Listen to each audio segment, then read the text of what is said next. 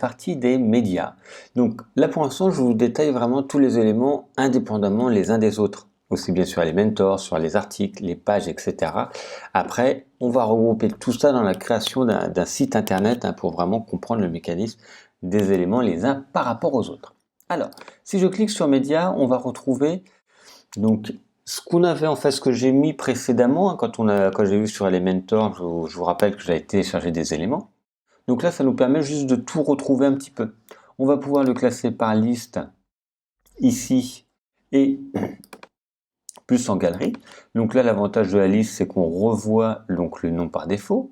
Donc ici, pardon, le nom de l'image que j'ai enregistré moi ou qui a été trouvé sur Internet, le nom qu'elle a sur le site, on voit l'auteur, on voit ici où est-ce qu'elle a été téléchargée, où est-ce qu'elle arrive, donc dans la page test, et quand ça a été fait.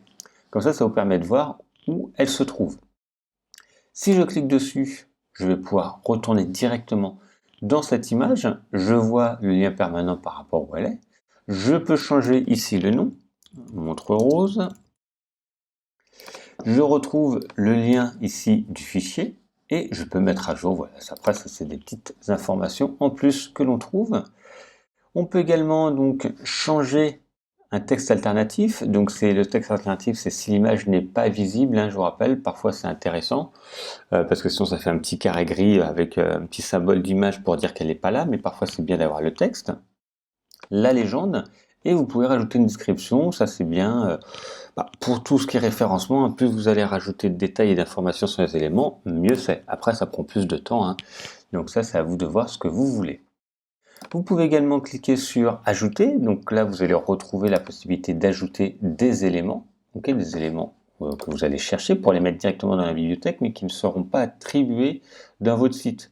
Si vous avez déjà préconfiguré votre site, que vous avez fait une maquette sur Photoshop ou sur un autre logiciel et vous savez à peu près les photos, vous avez mis dans un dossier, vous pouvez déjà tout télécharger, comme ça tout sera fait à partir des médias. Donc on retourne ici sur la bibliothèque. Vous pouvez filtrer donc les images, les noms attachés et les miennes, et après par date, les créer par date, et les actions, on peut tout supprimer en fait, tout ce que vous allez faire là. Vous pouvez choisir supprimer définitivement. Donc là j'ai coché, ici on retrouve aperçu, modifier, supprimer. Voilà. Et donc rien de bien compliqué, juste si vous voulez rajouter des éléments, ça se trouvera ici ou juste là.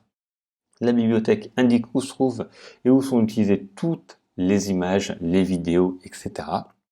Vous pouvez tout télécharger pour les utiliser par la suite. Voilà, c'est très simple.